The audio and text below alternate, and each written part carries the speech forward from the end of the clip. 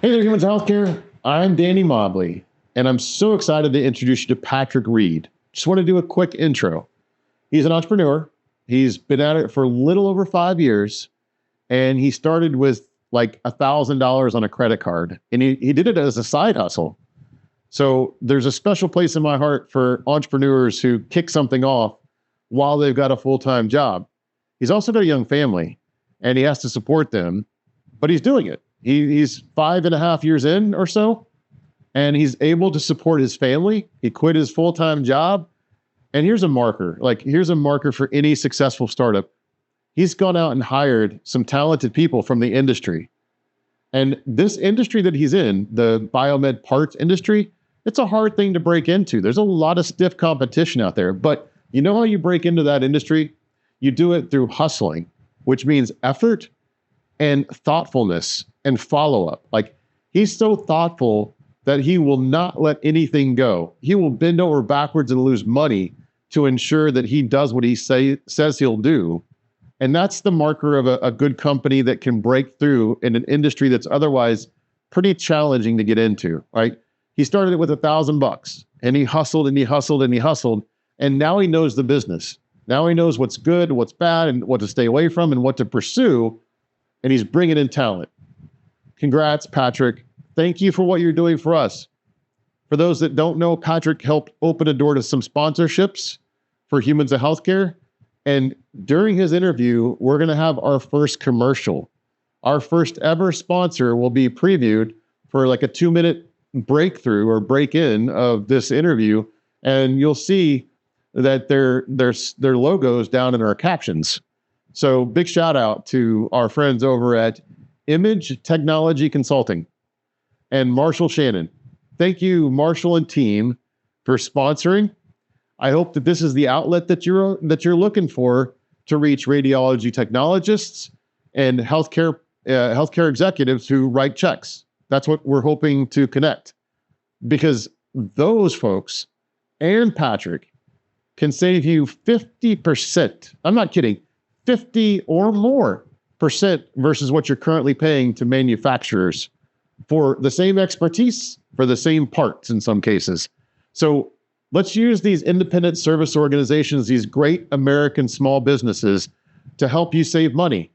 They're going to hustle for you the way Patrick's hustled to make it successful career and a business successful for himself and his family. Thank you again for watching. Please like, share, comment. Take care.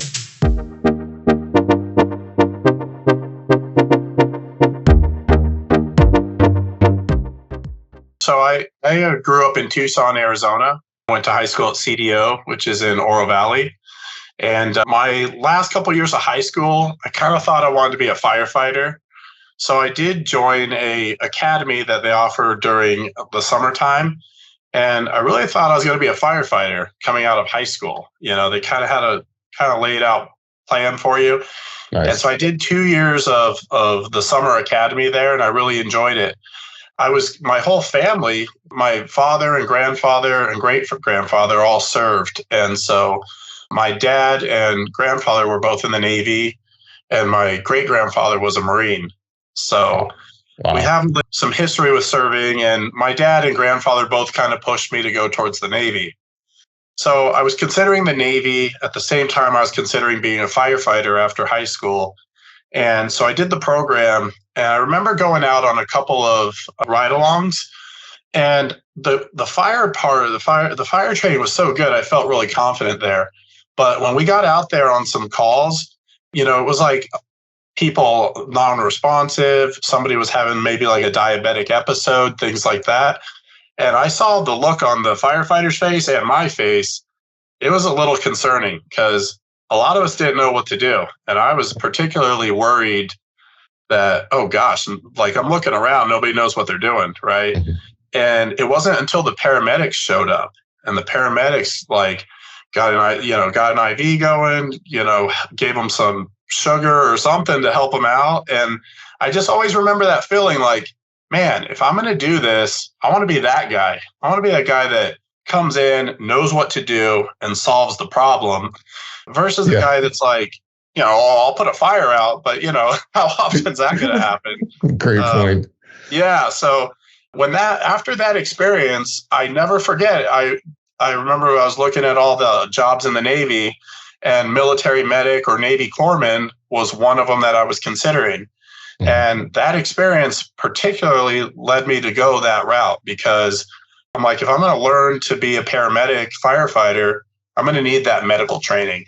And so that really pushed me towards the Navy instead of, other services for that particular rate. When I looked into like Navy corpsmen, who they are, what they do, I found out they're one of the most highly decorated ratings in the whole military. I think they have the most Medal of Honor winners and things like that. So it definitely drew me towards it even more, kind of like the prestigious nature of what they do, what they stand for, and, the training it takes to become a Navy corpsman. So yeah.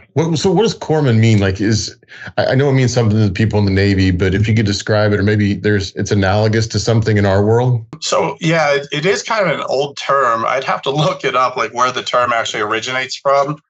But it's essentially a Navy. It's not, people will say corpsman, but the P is silent, so it's not corpse. Right. It's Corps, like the Army Corps of Engineers or the military Corps. So a Navy corpsman is their medical fleet, essentially. Their enlisted medical service folks are called Navy corpsmen. And so it's just a name that's stuck with them ever since. I don't know if they've ever tried changing it, but out here in the civilian world, it doesn't pass real well because people think it says corpsman. So they're assuming you're dealing with you're a mortician maybe, or dealing with the dead. But it's not that at all. The only one worse than corpsman would be probably the Army. They have 68 whiskey. Oh my gosh.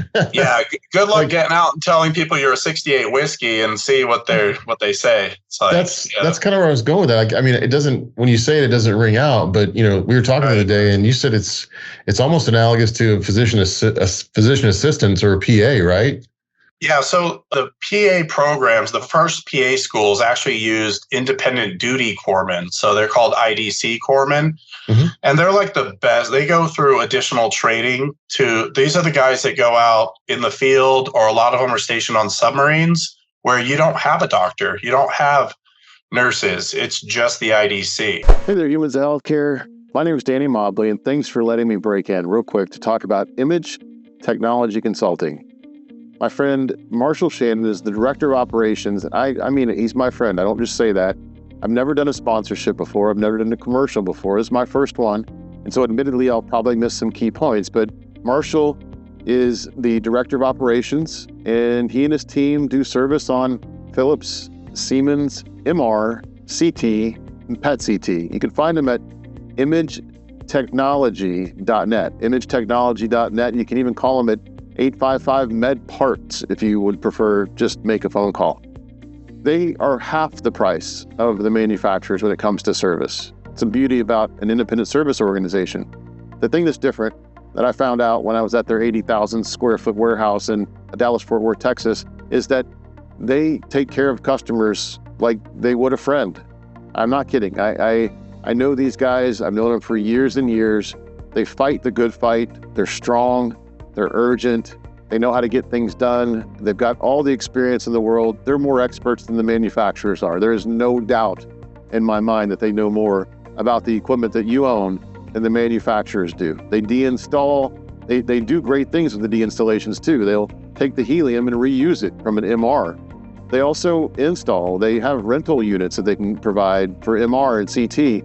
But the thing I love about Marshall and his team is he's got some very, very high-end engineers, himself included, and they develop junior engineers, junior technicians to go out and do service, and they're always with them.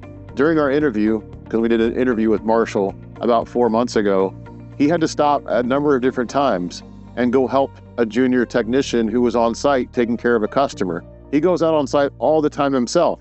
He can't be everywhere. So he and his senior experts, they are always available on FaceTime to help the junior technicians, and you get all that for half of what you would pay a manufacturer. We need to support our great American entrepreneurs, and I hope you will. And if you get with Marshall, he becomes a friend of yours. You'll never have to wonder if your equipment's going to be taken care of and if they'll show up. They showed up during COVID. They'll show up. in all circumstances with urgency. I hope you'll get in touch with Marshall at Image Technology Consulting, and you can reach them at imagetechnology.net. Thanks for letting me break in. Take care. So anything that happens, under the water on a submarine, you have to have somebody that can stabilize the patient and make sure everything's taken care of until you can get them back up and to final help. Right. They are highly trained to essentially be, and I've talked to IDCs and they'll say that they're underneath a PA, but they're definitely above a nurse. So Gotcha. They couldn't fall in that zone between above a nurse, but below probably a PA in the civilian world. Yeah. It's funny, like there is power in what we call things, I guess, as far as how it's being perceived by the general public. I mean, frankly, like you deserve more credit. When I've thought about it as a layman outsider, like I don't think corpsman equals that. I'm thinking actually, Frank, if I'm honest, I was thinking less than a nurse. If I look back before I talked to you, and I was so ignorant, but now it's like, now that I know, it's like, it's just a name. That's just what they call it. And what I was ignorant, but why did I think that it might be less than, I don't know why. It just that's the way it hit me.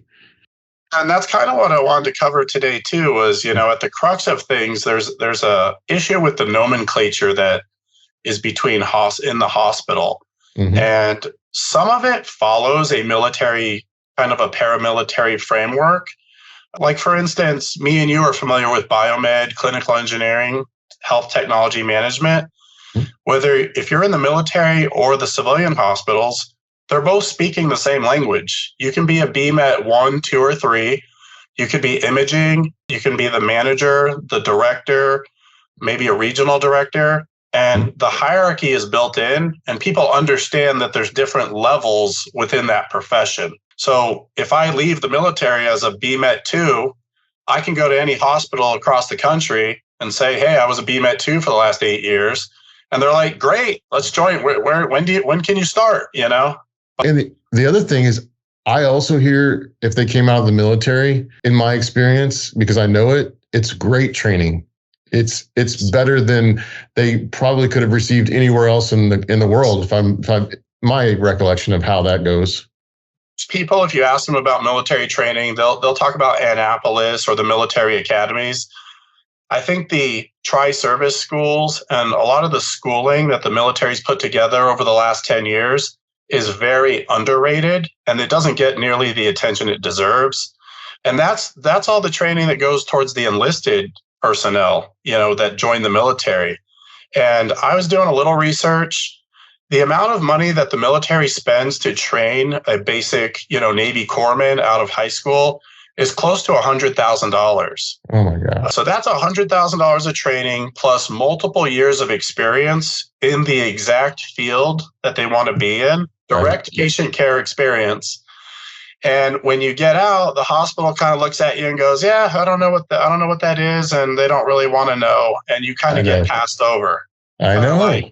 Yeah. I'm afraid of that. Like, good reason. I mean, this is what really drove us to get together on this topic was it's really happening. And it's like, I don't know how to make it more serious or give it the weight that it deserves, but it does deserve at least the attention to say, look, I'll use an analogy. I talked to a guy who's an emergency room doctor in the Panhandle of Florida, and he's adamant that his school was okay, but he's like, I learned more engaged and on the job, and I could have done without school when I look back, So training's important, but when you're actually getting to utilize, practical use of whatever you've been trained on, like you get to use in the military, right? It feels like that is, what we need more of, especially in the world we're in today. We have so many shortages, right?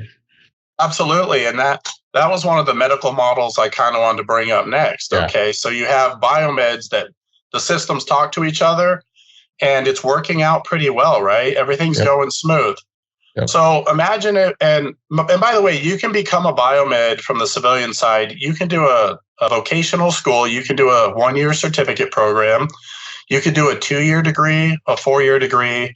And there's even people with their master's and doctorates in biomed that are leaders within this field of HTM. Yeah. So imagine if the industry decided tomorrow, okay, sorry, everybody with vocational training, military training, and anything under a 4-year degree, we can't have you in the hospital anymore. Right. What would that do to the industry? Oh my gosh, devastating. It'd be chaos, right? Yeah. Yeah. So let's go back to like 2008 to 2016 that I know of. That's exactly what happened in nursing. So in nursing care, you have LPNs or LVNs, licensed practical nurses, licensed vocational nurses. You have medical assistants, there's CNAs, and then you have RNs, registered nurses. Mm-hmm. And there's also a difference between RNs. You can have an associate's RN and then you can also have the bachelor's RN, which is a BSN.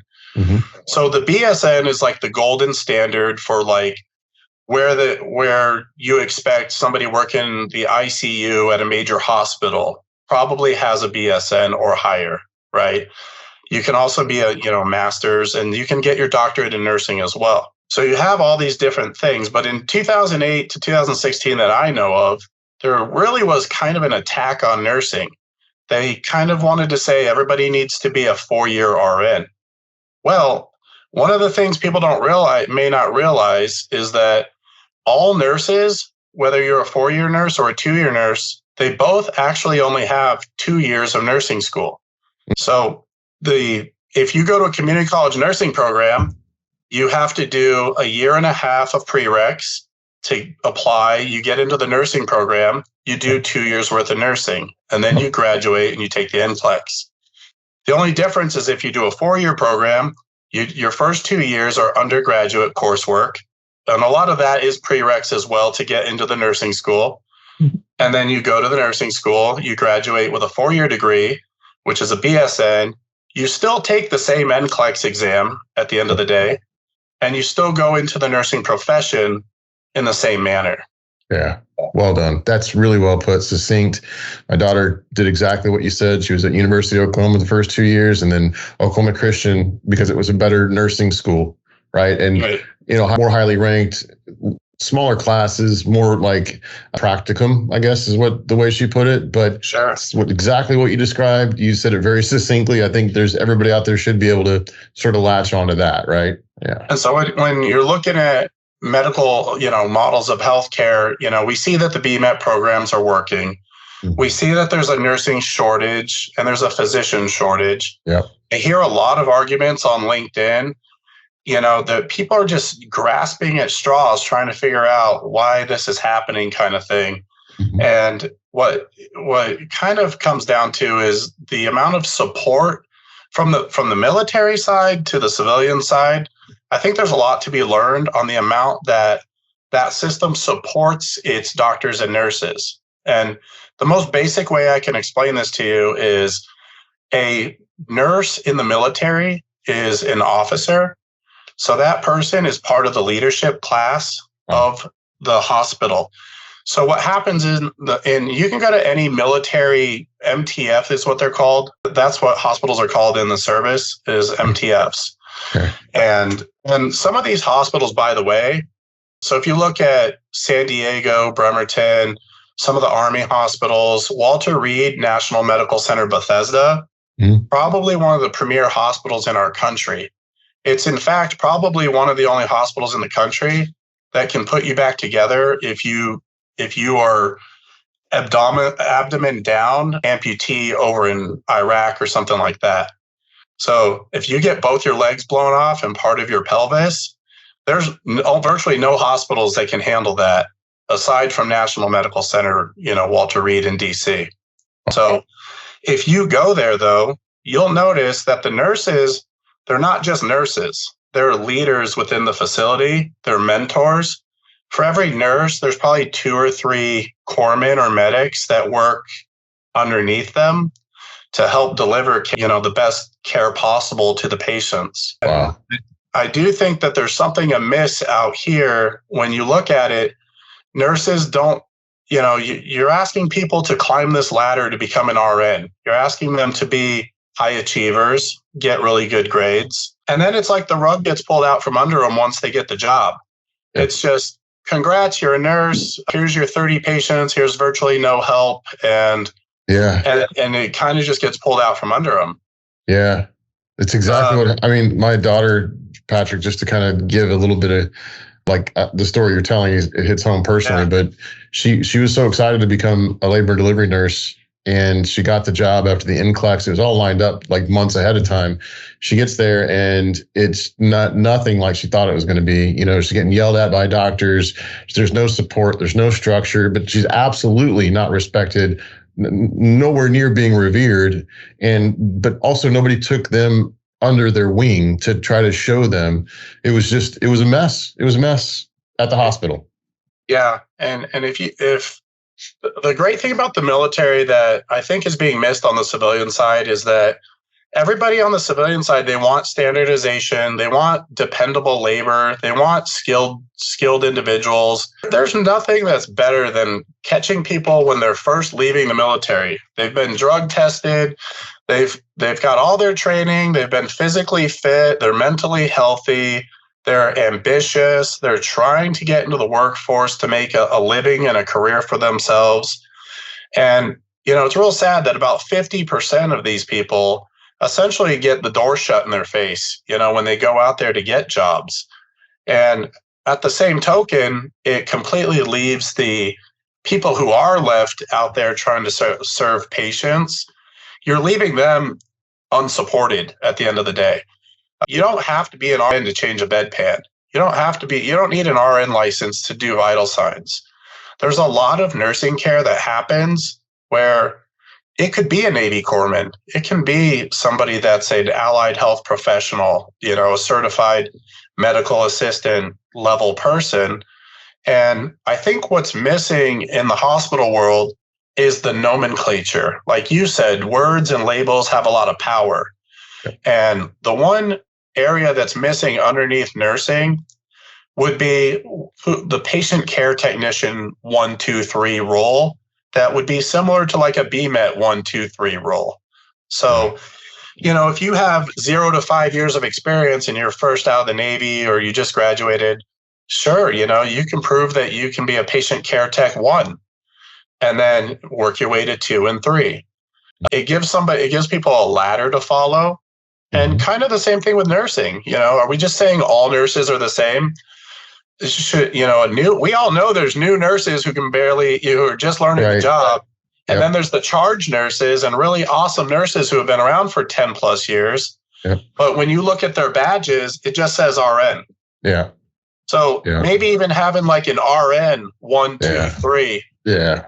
Give people a ladder to climb. Give them something to work towards that's in the hospital. Not just outside the hospital, because essentially what the hospitals have done is they've outsourced all the key advancement outside the hospital. So if you want to make more money, you got to go get another job outside the hospital.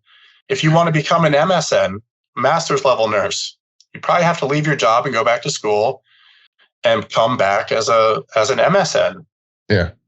And so for the people who just want to be high achievers in the profession, there's nothing left for them to gravitate towards. There's no, you know, and you've cut out a lot of the mentorship that used to be there. If you have a medical assistant, a couple military people, maybe an LPN who's working underneath you, you're trying to mentor and train with those people.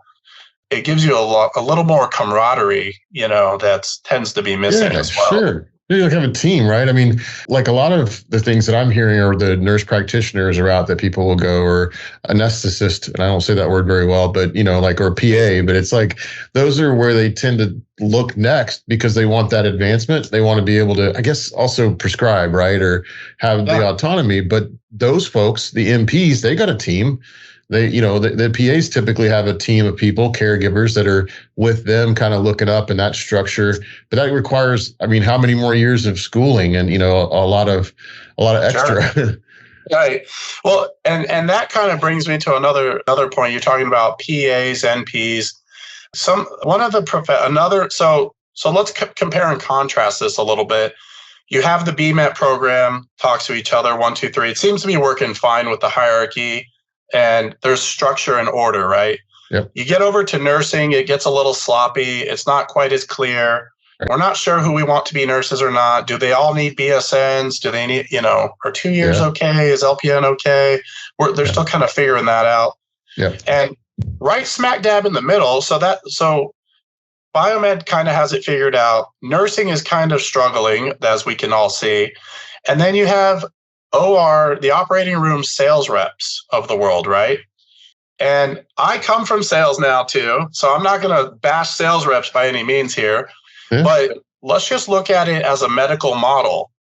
Every day, hundreds of thousands of surgeries are going off without a hitch, a lot of times, according to the patients.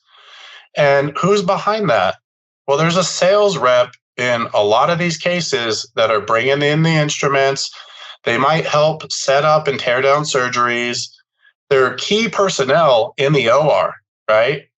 But the elephant in the room with these individuals that most people know who work in the hospital is that they don't have to have a high-end degree. They don't have to have any formal training. They don't have to have any certification, no national registry. Many of them are self-proclaimed, kind of self-taught, or it's the company's duty to kind of provide some OJT, some training for these individuals. Sure. So the hospital at the highest levels of surgery is kind of signing off on this idea that, you don't really have to have that big degree. You can be a sales rep and still work in surgery. And at the same time, with nursing, we've kind of kicked everyone out and we're not sure who we want to let back in. Yeah. And military people, for some reason, are off the list. But if you walk into the OR, it's like anything goes. If the doctor says you're allowed to be there, sure, you're in the case. And it's very concerning for patient consent, right? Because if I'm going in for a big surgery, do I know who my sales rep is? How knowledgeable they are? Do I know that they have any training at all? You really don't. That's the scary part. No, and you don't even know if they're in there half the time. I mean, I brought this up to people after we talked, man, and like my mom specifically, she's like, I know it's crazy and they're having a lot of problems. And Dr. Zev Newworth talked about, his mom dying he's a doctor. He's plugged in. He's got friends and family who are in that room, but she didn't make it out alive from an elective hip replacement surgery. And so like it's happening and I don't ever hear about what's gone wrong. I just hear it's gone wrong. Never hear about who's in the room. But I didn't even know, frankly, and I've been a salesperson around medical devices, but I didn't know those people are in that room doing what they're doing. What do they do while they're in there? Well, so their primary duty, if you ask the big companies what the sales rep's role is, it's to supply the instrument trays. It's to make sure that the right instruments, the right implants, everything that the doctor is going to need for surgery that their company is providing, that it's accurate, it's inventoried. A lot of times they work with SPD because they have to get the trays sterilized for the procedures. So there is a lot of logistical legwork that these guys and gals do. And what we can take from it is that, yes, there is a model that is working there. I mean, whether you like it or not, it's working. And surgeries are going off, like I said, hundreds of thousands a day are happening using this model, right? Yeah. And really, it's a model that values kind of like the military-based training. You get theoretical training, some academic training, but really it's a see one, do one, teach one working model. Okay. That's how most reps learn their trade. Is they observe, they drill, they go through it, and then they repeat, and then they might get observed for a few of their first cases. And then you're on your own to figure it out and make sure you don't mess up. Wow. But it is kind of concerning because at the highest levels of let's say spine surgery, we're allowing people to say, yeah, I can figure it out. But on the med-surg ward to change a bedpan, we're not sure if military trained corpsmen can handle that. Right. It's a little confusing, the messaging.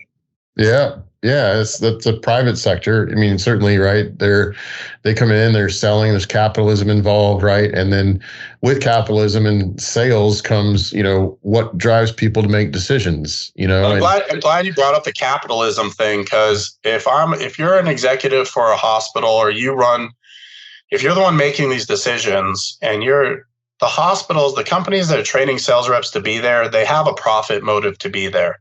Mm-hmm. The military trained folks who are trying to get jobs to work in there, the military does not have a profit motive how they train their medics and corpsmen.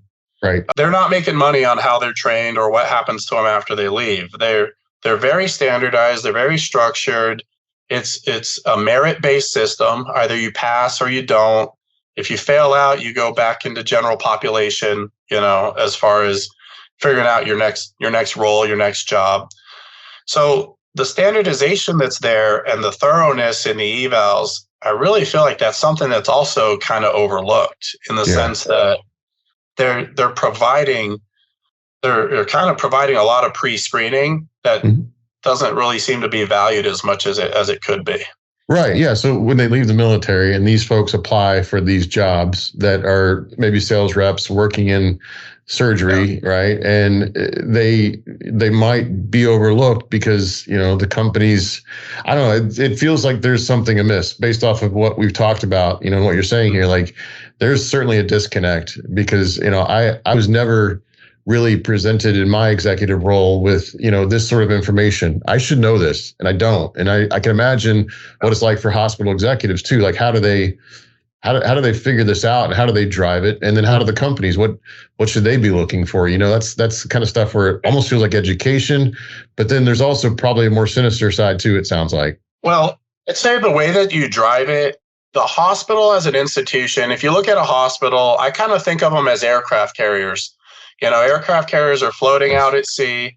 They need to be resupplied and replenished. So hospitals are kind of like that too. Every single day, supplies are coming in, supplies are going out. It's very important for the vendorship's roles that they play to keep a hospital running on time, especially with surgeries. And some of the knowledge that these reps have is crucial to be able to use the implant or to use the set properly, right? Sure.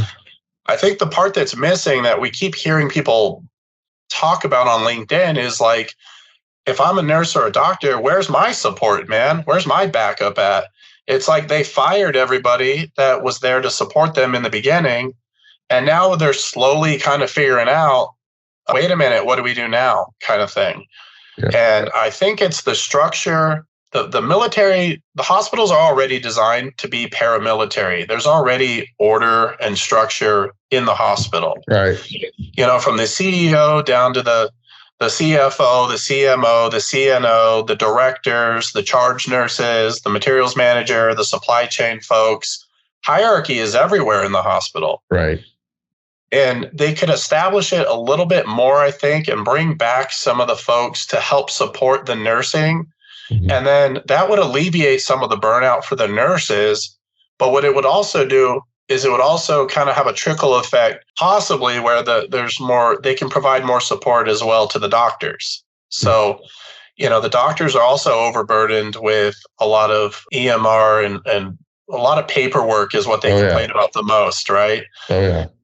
Well, if you're paying your RNs and your PAs and everybody to only, you're paying one RN to treat 30 patients, that person's not going to have any time to do anything outside of the basics, right? Right. That's the kind of system where, hey, having 2 or 3 Navy corpsmen or 68 whiskeys from the Army who know what they're doing, that could really help your nurses out.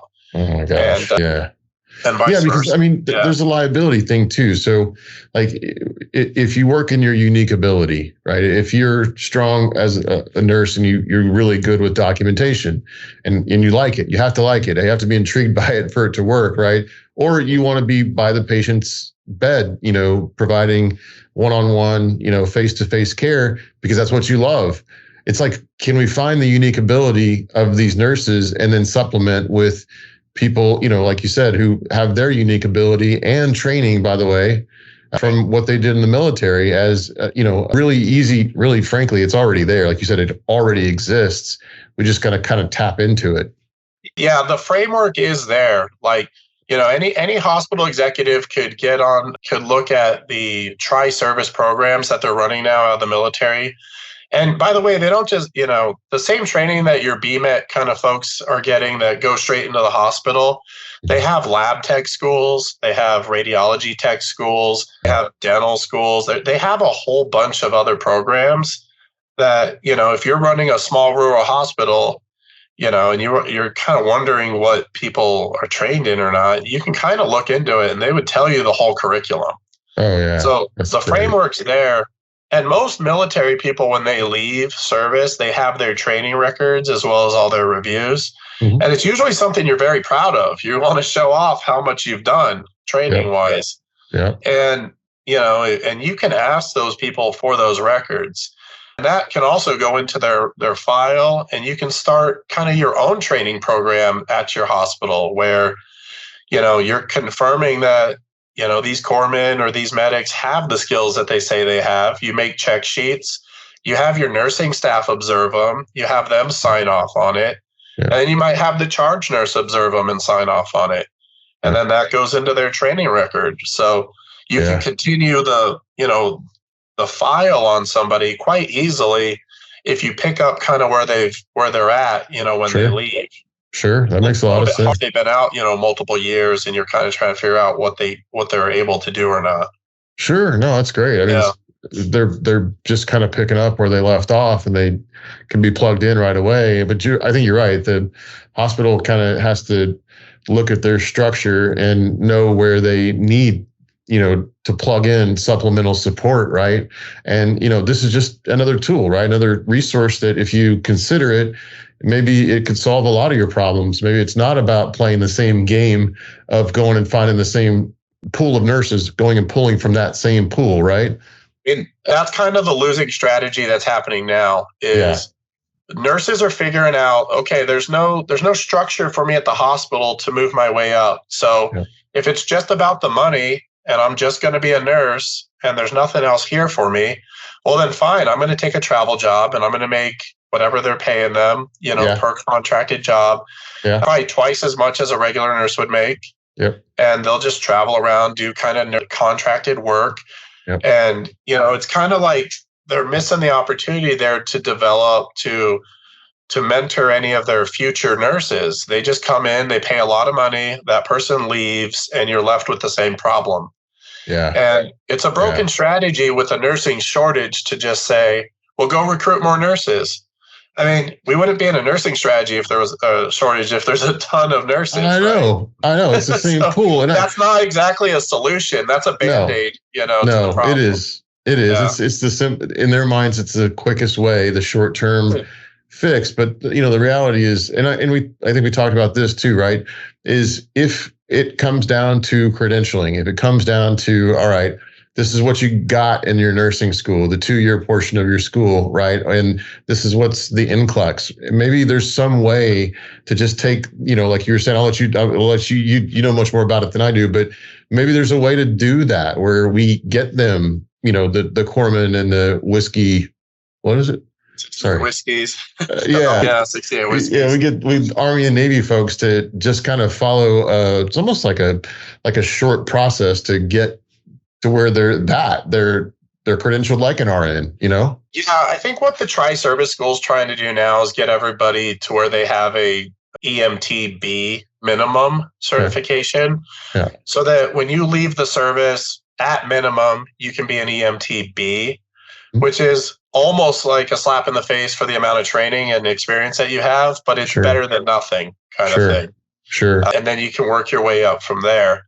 It still kind of fails to value a lot of the other experience. Riding on an ambulance as an EMTB, it really has almost nothing to do with a lot of the experience that these folks have working in the hospital system on med-surg wards, ICU wards, a lot of everywhere else. Like I said, you can go tour National Medical Center Bethesda, and for every nurse, you're going to see a couple corpsmen who are the enlisted guy folks following them around or working with them Yeah. And they're delivering state of the art, the highest level of care you can, out there. I love that. Great example. Systems. Yeah. That's good. I think just, having a model that you can just say, here, look, it exists, it's right there. And here's what it looks like. It's quite simply, you got a lot of the structure set already. So let's just maybe tweak this and tweak that and look at it. Like I said, maybe talk about it differently, but look at it differently. And maybe some of this stuff, like I remember in high school, I could take some classes that I wouldn't have to take them again in college. At least, let some, if there are people who want to coming out, and you're a corpsman, right? You want to go in and get your RN. If that's something you want, at least maybe let them use that practicum, and replace some of the time and, expense, frankly, of going through that process. Yeah. And I mean, there is some hope out there, I think, because I think like most things need to kind of go full circle. We started off, kind of saying everybody needs a master's degree or higher. I mean, PA school used to be a community college program. Mm-hmm. You could do PA school as a 2-year, it was an associate's degree, community college. Yeah. I worked with a guy, he got into medical school straight out of high school. Wow. And so society really, like from 2008, 2016, got to this point where we think everybody needs to be a doctor. More is better, right? With education. And I think we've seen the challenge to that in the sense that it's not. I think we're starting to see that. I was looking at the job boards on LinkedIn. I actually saw an LPN position in Washington, $25 to $37 an hour to be a triage LPN nurse. So, these are people that they originally were like, I don't think you can work in the hospital. Now, all of a sudden, they're kind of open to them doing your triage, right? Wow. And it's kind of like, wait a minute. In the military system, a BSN would be doing the triage. The LPN is going to be on the floor working with the PAs and the other nurses, Yeah. So now it's just a very confused system out there. Yeah. And the thing that would confuse it is go back to that paramilitary structure that does seem to work. Go back to training your own people. Go back to camaraderie and mentorship. And, those RNs that are on the floor, they're not just laborers, because if you treat them like they're just laborers, they're going to go find jobs that pay better. They're smart people. That's why they're RNs and BSNs. They figured out how to get into nursing. Yeah. And if you devalue them, they're just going to go find something else that's better. Oh, yeah. Yeah. So we've had plenty of nurses on. Actually, we're going to have continued conversations with other nurses, but the ones we've had on they've echoed exactly what you said. Like, and they're almost begging, like, look, we have what we need. You're just going to have to, rely on us and trust us. Just because we're not an MD doesn't mean we can't make this work. They see it all day, every day. I mean, they're, like I said, they're smart people and they have all the exposure and experience necessary to make this work. Yeah, you're kind of picking with the wrong group of people. You've asked them to be, high achievers, straight A students to get into nursing school. Most of them are pretty young, attractive. They got the world ahead of them. They've got options. They're smart. They're going to figure out that the sales rep over there is making twice as much as they are, and they're just going to go get a job with them. You know? Yeah, that's right. They're going to figure out that the travel nurses are making way more money than them. And if there's nothing else there for them, there's no leadership abilities, there's no training, there's no mentorship. You're just using them as a labor source. Mm-hmm. I think that's what's really at the crux of what most of the arguments behind this, burnout thing is. Mm-hmm. I really don't think it's burnout. It seems to be more just completely the devaluation of nursing is what I think we're witnessing, along with the devaluation of our physicians, where same thing's happening to them. They're just kind of like a billing mechanism for the hospital. Yeah. And the more that they just get pushed to that edge of that envelope, eventually they're going to find alternatives. Oh, absolutely. They are. I mean, that's the part I see a lot, Patrick. Like we had a person that I recently was talking to at a major corporation who was a physician. I mentioned Dr. Newworth again because he's no longer a physician or an administrator. He's an advocate now, but they turn their heads when they feel what they feel, whatever it is, like burnout, whatever you put that that thing on there, they've gotten to a point to where they can't do that anymore. They don't want to do doctoring anymore. My good friend, an investor in one of my companies, his wife is an MD and she's a sales rep, as an MD, right? She doesn't want to practice. It's just not something that makes her happy. And you wonder, like, what caused that, Well, when the sales reps are showing up in G-Wagons and X6s and the doctors are driving, Pintos, maybe that had something to do with it. You gotta look around and say, my work, especially with the way they're treated as far as hours spent and being on call. I mean, I put myself in a position to be surrounded by physicians, and they're good people, right? They're good people. I respect them in our society. I think they should be revered. I think that's just my opinion. But, I hear them talk, and they're looking at some of the business decisions that are being made around them, and they're baffled. They're like, okay, so-and-so is retiring, which, by the way, is a common part of their discussions. When they sit around at lunch or dinner table, they talk a lot about who's retiring and what the administration is doing with that, which essentially they're going to take those patients and distribute them amongst who's left and not fill that role for a while, for as long as they can get away with, like you said, because it's money driven, right? So it's out there. I attest to that for sure. One of the things I did want to hit on too was the kind of the legal loopholes that are being used. So if I'm a sales rep for a company and I used to work for Enterprise Rent-A-Car, which has a great sales program, what legally allows me to stand in an OR and give it and support a spine case or a neuro case or anything like that? And it's actually the same legal loophole that corpsmen and medics use when they're in the military. It's actually taught to us. The only reason that person is allowed to even stand in that OR is because they are there under the physician's license. That's it. So they're considered, a guest, to the OR. They're technically working under the purview of that physician's license. And it's the same way for us as corpsmen. When I was in the military, the nurses have their own licensing, right? Doctors have a medical license as well. Corpsmen and even physician assistants don't have those licenses. Right. So that's why a PA has to work under the direction of a doctor as well. Yeah. So that little legal loophole that allows a sales rep with no medical training to stand in on your OR case, that's also the same loophole the military uses, because you're not just, when you're in service, you don't just work on other service members. You work on their families, retirees, people that are considered civilian, civilians. Sure. So they train us that, nurses have their own license that they follow. Doctors have theirs. We kind of fall under whatever the doctor will allow us to do. Wow. That's really I think if hospitals kind of took that little loophole that they're happy to use in the OR, use that to build your nursing program. Use that same loophole to bring in people to support your nurses. Great point, because I think it's really missing. It lifts them too, right? It gives them the I don't know, ownership, we'll call it that, of the situation that they're managing, right, for the health of the patient. And, they should have accountability for who walks in the room, frankly. If they're going to have it and their license is at stake, then they should have a say in who gets to come and go in their room, providing care for the patient. I love that idea, frankly. That makes too much sense. Yeah, it's always baffled me that we kind of beat each other up on the nursing side of the board, and then you go look at what's happening in the OR. Yeah, it's kind of like, wait a minute, where did all the standards go?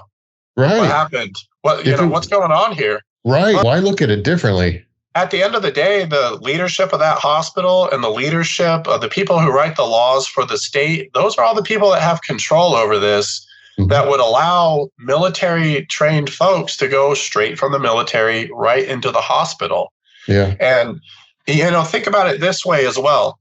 In all 50 states, anywhere, there's not a state that says we won't allow sales reps in the OR. So I didn't know that. There's consistency across the whole board. Sure. I think Loma Linda in California tried to go repless in, 2015 or something. But I think they're still using reps to this day too. Okay. So it's like we know that there's value there. We know that there's medical models that are working. Yeah. And it's like we're using them on one foot and then we're forgetting about them where it could be helpful on the other side. Yeah, no, it's a really good point, Patrick. I'm really seriously, after all these years, I never saw that vantage point. And the simplicity is what strikes you. Is like, yeah, the working under the license, but I also like this too for recruiting. I mean, in the military, if you have that, opportunity once you get out to do what you're talking about, to be a part of a care team that's, run by a nurse's license, right? And that's the authority which you would work under. That would be attractive to me, to me personally. If I were to go in and I was looking for my next thing after the military, I had that in my mind. Like, number one, I'd like the GI Bill, as it used to be called or whatever. It's where I'd like to go in and maybe potentially get my off. But in the meantime, I'd like to work in a situation that, right? To, I don't know, another option. The thing about there's some stat I read that maybe about 50% of people with this $100,000 or more of training leave the military. What happens is they hit a bunch of brick walls. So they try to get into nursing school. And okay, there's 30 seats and there's 250 to 500 applicants. And oh, by the way, we're taking the people with the highest GPAs. Yeah. So it's not even a merit-based system. It's an academic competition. And that's something nobody ever told me when I left the military. Yeah. But, everybody said, oh, dude, you're an awesome corpsman. You're going to be a shoe-in for PA school. Yeah. And I really thought I was a shoe-in for PA school. Like, sure, I'll get into PA school, no problem. So I got out, I went through all the prereqs, I did everything I was supposed to. Yeah. And at the end of the day, I'm not an A student. I'm like a B student, like a low B, 3.0 student. Sure. But if you look at the stats for PA school, there's two measurements that they look at to give you an interview. That's your GPA and your GRE score. Mm-hmm. And if you're just average, you're not getting an interview. That's messed up. I mean, because it doesn't matter. You could have saved 10 people's lives and have a Medal of Honor from overseas. Yeah. They don't even know. They didn't even look at your application because you didn't screen out in the top tier. Oh, you're talking 30 seats, 1,000 applicants. And that is crazy. So just remember, if you're leaving the military, everything in the civilian world it's an academic competition first. So if you're really good at school, you're going to do fine. But if you join the military, it's probably because you're not really the best at school. Yeah. So it's kind of a catch-22. Well, I mean, look at us. We're entrepreneurs, right? And I'll use the police business because I was a cop, and my dad was a police officer. And, in his department in Oklahoma City, they were hiring for people with degrees, and they would start looking at GPA. But it changed the department. It absolutely changed what the crime fighting aspect, the ability to make cases, and just because you had, but also policing wasn't built that way. I mean, I do believe it needed to reform, but they were doing it based off of having prestige associated with coming out with grades, in college. What does that got to do with the ability to connect with people on the street, and build relationships, right? I mean, nothing. And if more is better education, then fine. We should get rid of all the biomeds who went to vocational school and 2-year or less degrees, right? Right. What would happen though is everybody who has a 4-year degree or a master's degree, as soon as you do that, it devalues them to just be a baseline worker again. Yeah. Yeah. So all those people who have strived to be up higher, they get sucked down once you make that decision.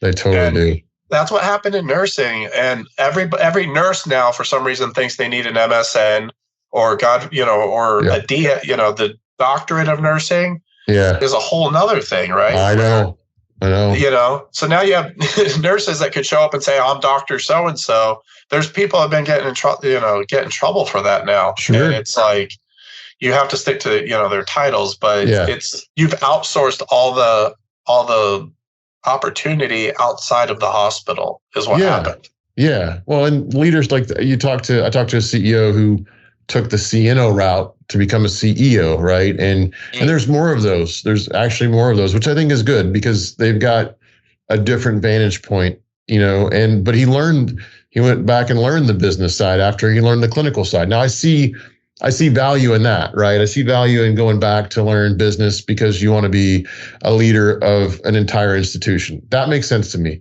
But going back for your doctorate, to call yourself doctor, it does feel a little bit confusing to go that route.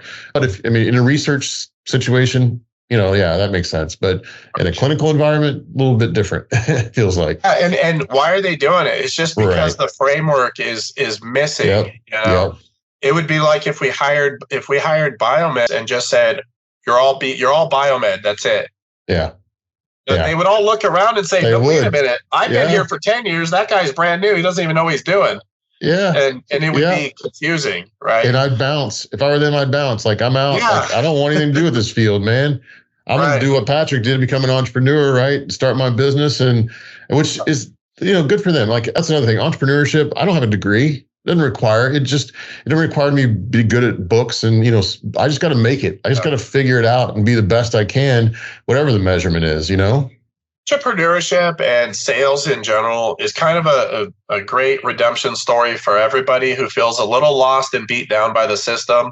Yep. If the healthcare system would have had hey, here's a tech 1, 2, 3 position that I could have transferred straight into, and by the time I get to be in a tech 3, I'm making, a living wage at least. Yeah. I probably would have stayed there because I loved what I was doing. Yeah. But, so when you don't have structure for people, they will find their own doors and they'll create their own doors. And that's what entrepreneurs do.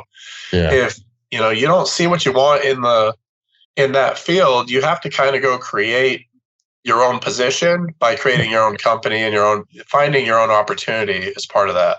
Yeah. And well, so that's a great segue for you. Like, what does your company do? Like, how did you make that switch from what you were doing? You're a corpsman, right? You've got this great, rich sort of experience, and then you went this route, and this must have been attractive to you for some reason. And then how's it going? Like, how's it going with your business? I'd love for people to get like an update for, where you're going next, stuff like that.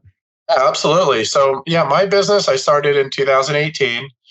And we've been growing. I'm a first generation 4-year degree graduate and a first generation business owner. So for me, it's a lot of learning as I go, but it's also I've always been a key observer. So every place I've ever worked, I've also been heavily on the observing, and I ask a lot of questions. Mm-hmm. And my pathway to entrepreneurship was literally just a series of closed doors. I got out of the military as a corpsman. I thought I was going to work in direct patient care. I thought that I'd have a home there as a PA or something along those lines. Well, I didn't get into PA school. So that leaves you hanging in limbo for a whole year until you can apply again. So then you think, well, maybe I won't get into PA school. So you start doubting yourself. Maybe I should try nursing school. Well, you go look at the nursing schools. It's a whole nother get in line kind of thing. Start over, redo the prereqs, find, what grades. You're constantly starting over, essentially, if you don't have a pathway to success once you leave. And in the Navy, in the military, there's this saying called choose your rate, choose your fate. And I'll never forget it because it's very true in the civilian world as well. And when you're looking around and, as a medical assistant, when I did get out, I was offered a job as a medical assistant in an urgent care while I was in school. And I was making $12 an hour. Dude. And the people the people bagging groceries at Safeway were making $15 an hour. Yeah. And I was starting IVs and doing chest pain workups and working right next to doctors, nurses, PAs at $12 an hour. And I thought to myself, this isn't a career. Like, this is nice that I'm glad I have a job, but this will never provide a family for me. This isn't a career.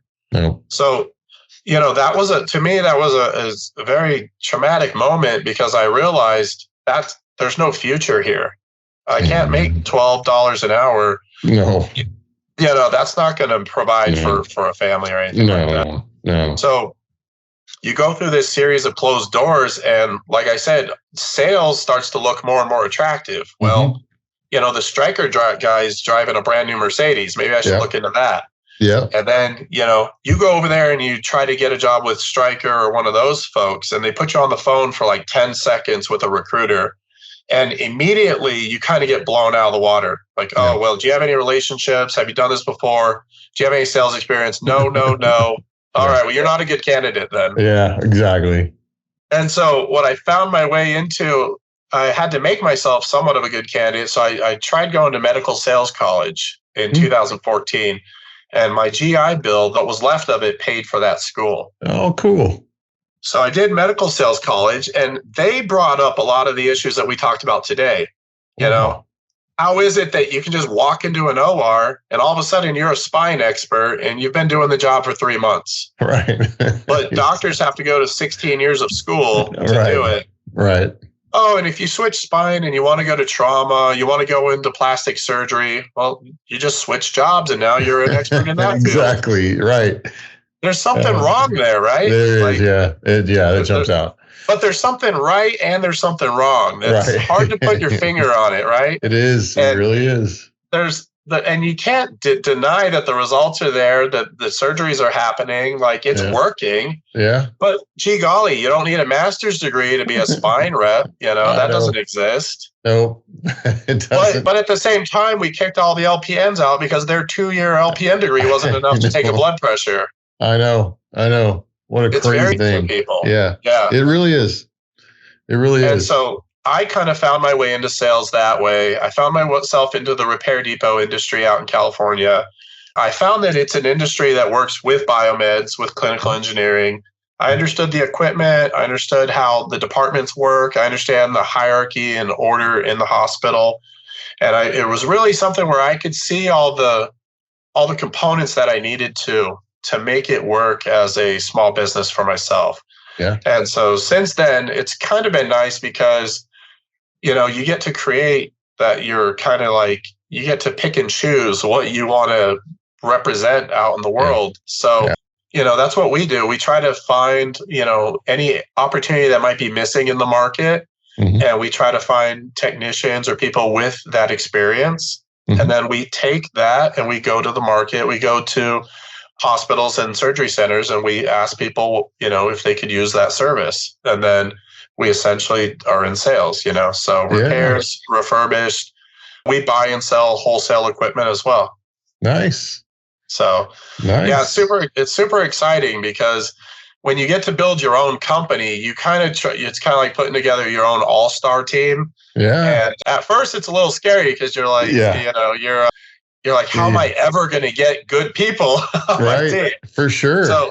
So you start, with your nearest family and friends, and you work your way up from there. So that's exactly what I'm doing, man. It's the same. Yeah. Did you self-fund or did you have outside sources for funding? That was another thing. Yep. Yeah. I started this business with $1,000 on a credit card. Oh my God. And I thought to myself, I'm just going to buy a piece of equipment and I'm going to sell it to the depots, the repair depots, and I'll just keep doing that until I'll just keep doing that until I make a living, right? Yeah. And then that kind of turned into more requests for repairs and more requests for equipment, and we kind of worked our way out from there.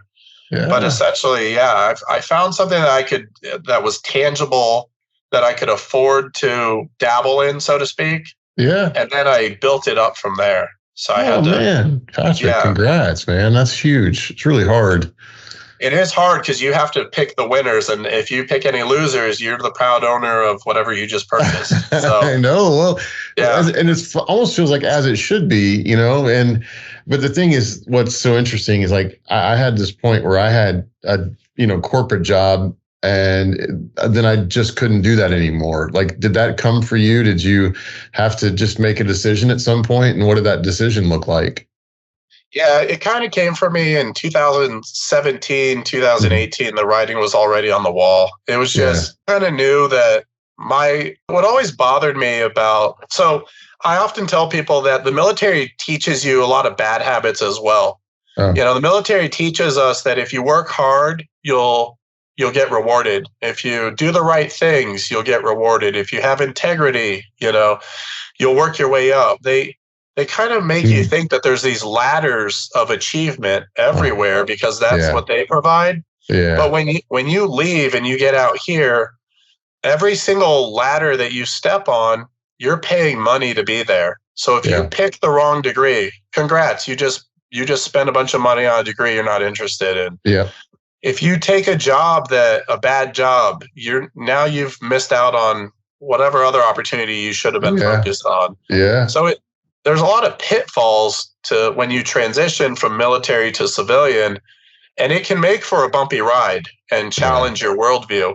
Yeah. The people that work the hardest aren't always the people that get promoted in the civilian world. Actually, a lot of the nurses are dropping out because they're working really hard, and then they're hiring new nurses for more money than they're making. Yeah. So it's very contrary to the belief system that they instill in you when you're in the service. Like you can go into the service as an E1, and based on your merit and working hard, you could become a general. Yeah. Right? Yeah. That same ability out here in the civilian world gets a little bit more cloudy. And it requires money to do everything that you do out here. Yeah. And if you don't have a means of producing money to give you more opportunity, that's why people go into so much debt for school. And that's where, that statistic that each one of these people have $100,000 worth of investment in them. Yeah. It's really something I think people should understand. I agree. I completely agree. Yeah, that's a big point. Yeah, and it's just they earned it in a different way, essentially, but they still earned it. And I also love your ladder analogy. Like I've heard it put in a similar way, but it's like in the civilian world, the savvy ones, they jump to the top wrong. They don't go wrong by wrong, which is what the corporations essentially want you to do. They want you to stay, I think, and once you're in, they want you to stay in this whole take that wrong to that wrong to that wrong on our time, right? And, we're not going to be clear about how to get to the next wrong. We're definitely not going to talk about jumping all the way to the top and running this thing. That's not going to happen, right? So, at what point do people, like take that leap and say, look, I don't need to go that way. I can just go right there. Because that's the world we live in. I mean, it's not, you can't become a general from a private, right away. You can't do that. You got to go that route. Entrepreneurs can do that. We can jump right to the top, if we are resourceful, if we take risk, right? There's all this other stuff. Yeah. And that's what's kind of so disheartening to see a lot on LinkedIn too, is, I see a lot of it with the physician groups that are talking, and literally they're down to their, it's almost like, do I want to work for a hospital and be miserable? Or do I want to take this huge leap of faith and go start my own practice for direct pay or start my own business? And it's kind of like, why is it that we only have those two bad options? Right. Yeah. Great point. Why can't you be happy and supported at the hospital where they have all more money than God himself? Right. I know. I agree. And from the vendorship side, me and you can attest to the amount of money we see these places spend on less than astute services, right? Yeah. The amount of wastefulness we see in supply chain and the amount of money there, that more than pays for a few of these military trained folks to come support site, your nursing staff and your physicians. Oh my gosh. We're just beating people over the head with more and more and more, more, but with less support. Yeah. It's a losing model. At some point, people will jump ship. They will find alternative means. Yep. It's like the game's up. I think that's why this is such an important topic, because whether you're a distributor, whether you're a big medical supply company, it doesn't matter. If the physicians and the nurses stop giving care to patients, it's game over for all of us. Yep. The board gets flipped upside down at that point. Yeah. And people need to understand that, we need those resources. They need to be allocated appropriately as well. They are finite. We're starting to see exactly how finite they are. And we're in critical right now. We're absolutely in the red. I don't think people talk enough about how critical we are. We're at critical mass. And I think that's really kind of where a lot of people are starting to focus. But look, I mean, if we want to look at it one way, like if AI came in and for some reason that's the absolute truth, right? And they figure it out through AI, like that almost seems more plausible right now because of the egos that we run into out in this world that say, "Oh, it's my way is the right way. No, it's Democrat. No, it's Republican. No, it's this way." It's like, no, man. Like, why are you waiting for AI to tell you what the best way to do this is? You can figure it out and then you can practice it. But these are good ideas. You just people aren't listening. I mean, I'm blown away by how deep we're getting into where we've gotten into, and it's just I don't see any. I don't know. I just see clouds. I don't see a lot of sunshine ahead as far as the path, the divided, decentralized path we're going down. I think what you're going to find is AI does not have the answers to patient care, to direct patient care. AI is not the answer because people won't gravitate towards that. As soon as a robot rolls up to take your vital signs and get your history, and we are literally in idiocracy at that point, where he's hitting the buttons like, are you happy, sad, kind of thing. Yeah. At that point, that's a critical failure, at that point. So the only reason a health system would not invest in people would be if they don't know how to invest in the right people, or they really do think some AI is going to come along and replace everybody, right? Which, if that's the plan, I'd love to see it. Love to see when that happens, but I don't think so. I think, like most things, it's going to come full circle, and what'll happen is we're going to have to start getting back to some of the basics of the way that There's a reason when I joined in 2003, you had. In a military facility, they still hired LPN nurses. They still hired, so you would have the military trained folks and the civilian folks working together. And that was important for continuity because every 2 years when everybody leaves, you still need a committed staff that's always there. Right? Yeah. So it helps reduce turnover for the site if you have some people that are always dedicated to being there.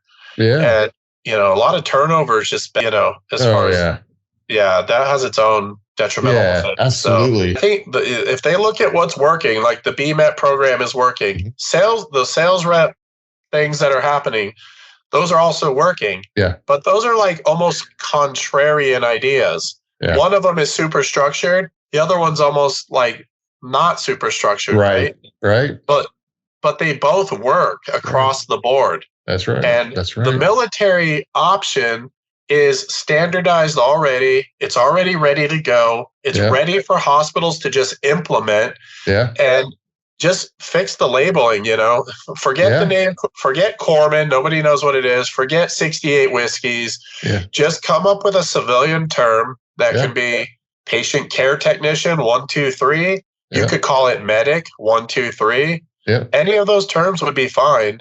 Yeah. And it would also allow a place for, medical assistants, CNAs, and other allied health folks to come into that system and help support these shortages. Yeah, I think we have to have it, Patrick. I mean, like, it's not even nice to have, or it should have, could have thing. It's a must have, in my opinion. So I really appreciate you bringing this to the forefront. I'm glad we did this. It's really me too. Really important discussion. So what's next? You hired somebody. Congrats again on that. And I know that's always fun and scary a little bit at the same time, but it sounds like you had a really good person. Yeah, I'd definitely love to get back with you on another topic about, there's a lot of material with our space as well, the biomed industry.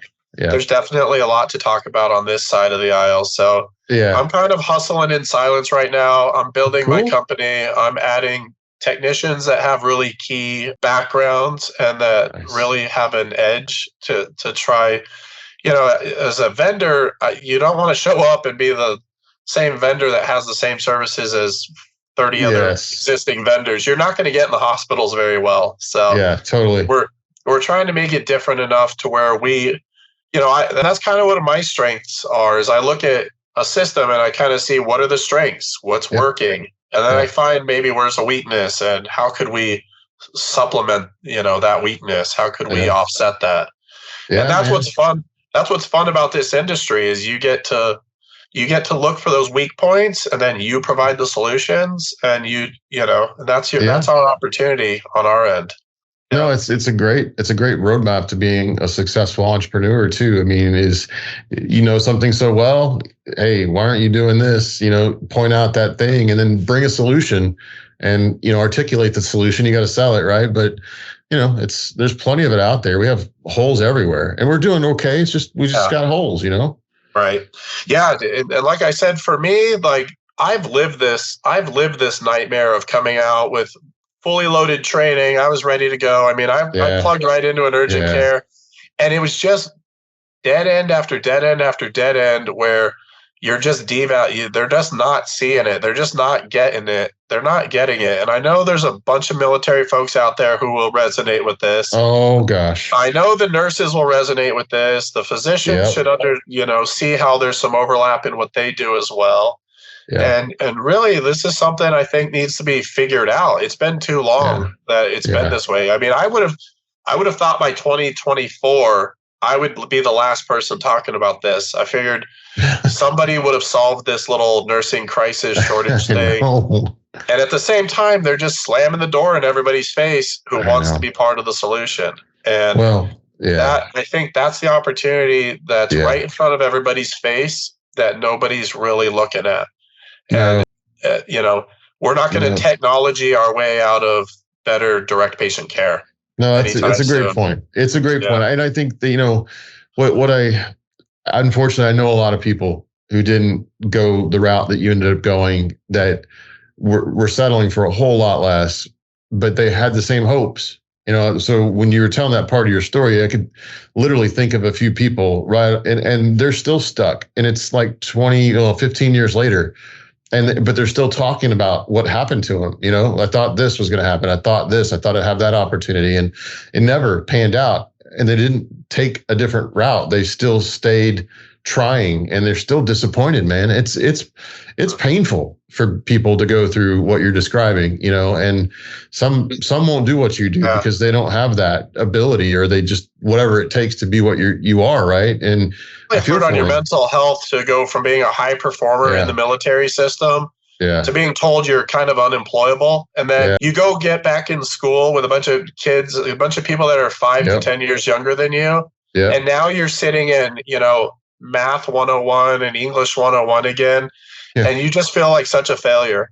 And people, have suffered through this for long enough where and on the same token, like all the points we've covered, it doesn't have to be this way. No. And there's plenty of examples in the hospital where it's working just fine without having people start all the way back over again. Yeah. And you can value their strengths and at the same time provide some structure and opportunity.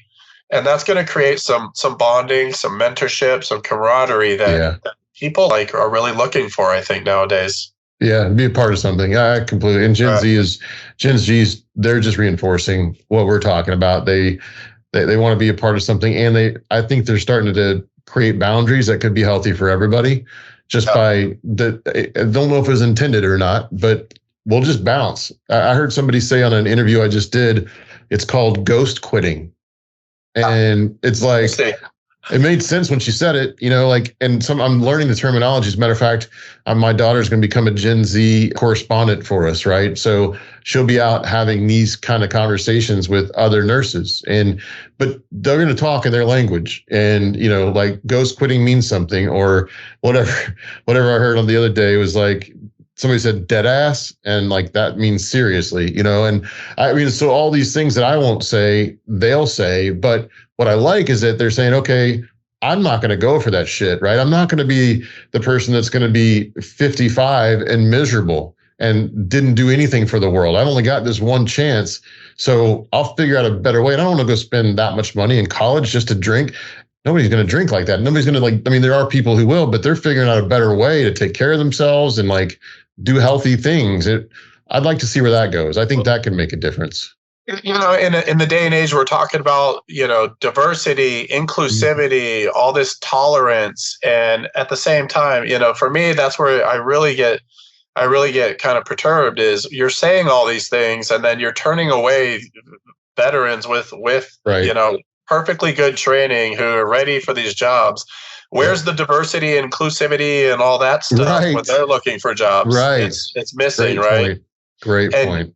Yeah, it's just another one of those things where it's kind of not adding up. And it's like, what is missing? And really, if you look at everything that is working and you look at what's not working, it comes down to labeling, how we're structuring the jobs, the opportunities, the framework. It's not that the people are bad, it's not. Everybody who gets in healthcare has a big heart, and they truly are passionate about helping people. And they also really, are there to learn.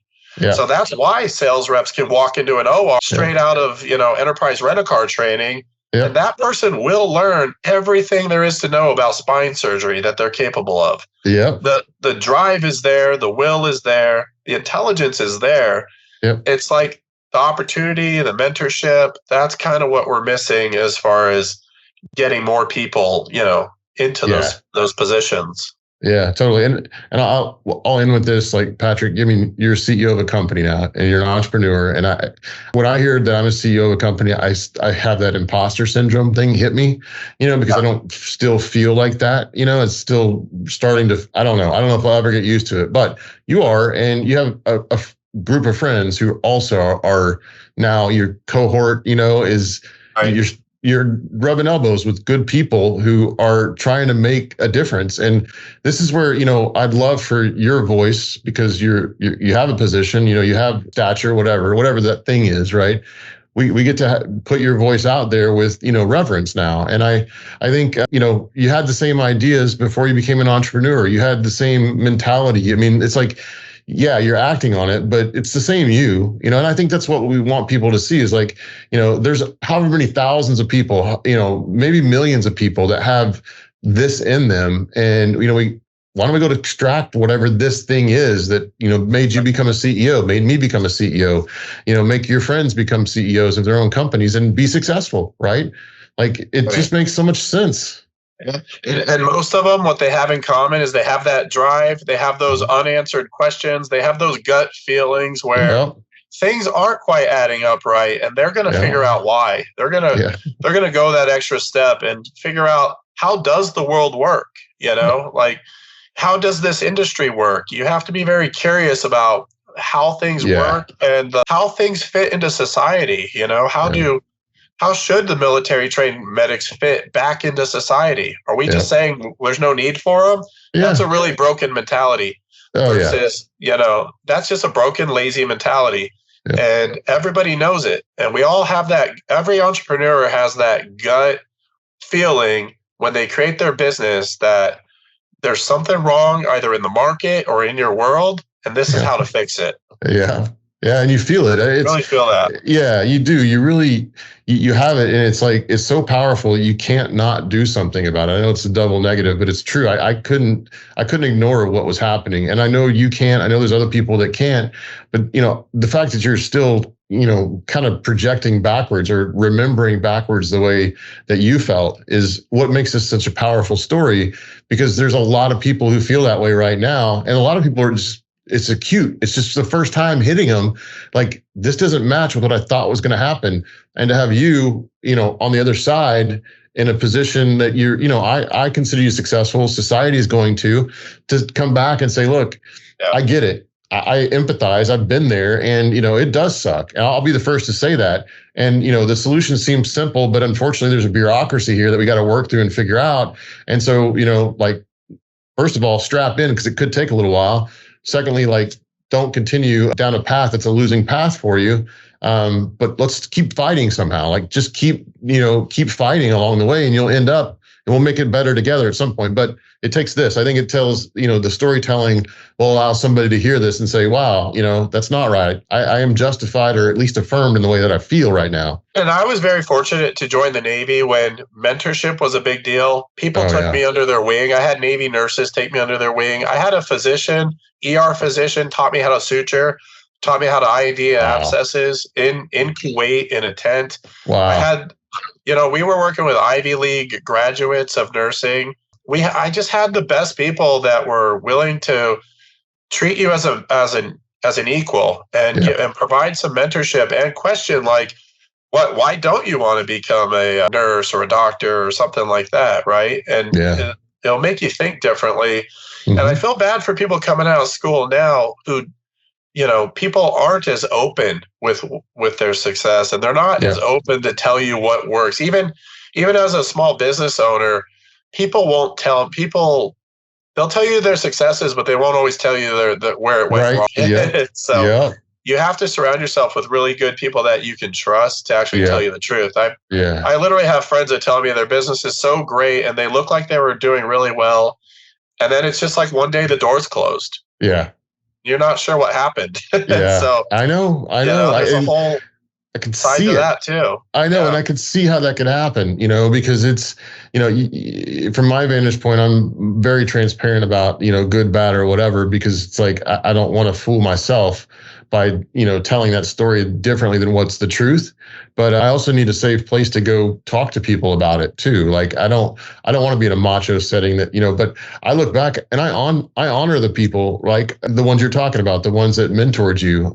I feel like what we're doing kind of does go back and says, I wouldn't be here if it weren't for you, and like, let's bring mentorship back. Let's talk about the things that are hard. So like you said, they'll have the tools to work through them and cope with whatever they're going through, and realize that, hey, it's supposed to feel this way, dude. Like, it's not supposed to be as fun and as sexy as they might make it look on TV, right? It's not. You go to bed with your hands in your face sometimes. And it's really a challenge to pick a career out of a book, and then you have to commit to a financial obligation to go down that road. Yeah. And you're not sure, right? So imagine if you think I might want to be a lab tech or a CT tech or something, and you just spent $50,000 to go to school, and then you're like, that's really not for me. I want to be a vet now. And how many times can you switch gears before you're just bankrupt for the rest of your life? Like, you don't really get that opportunity. No. That's one good thing about the military is they'll let you try different jobs. You'll kind of find what you're good at, what you're not good at. Yeah. And then when you come back, you kind of have a rough idea, at least what industry you might want to be in. Yeah. So, but you just have other challenges too. It's hard to translate those skills sometimes. I appreciate the opportunity to get this all out. Yeah, it's my pleasure. It's really good to talk to you. Hey, this is your host, Danny Mobley. Thanks for watching Humans of Healthcare. Please subscribe below for more great interviews.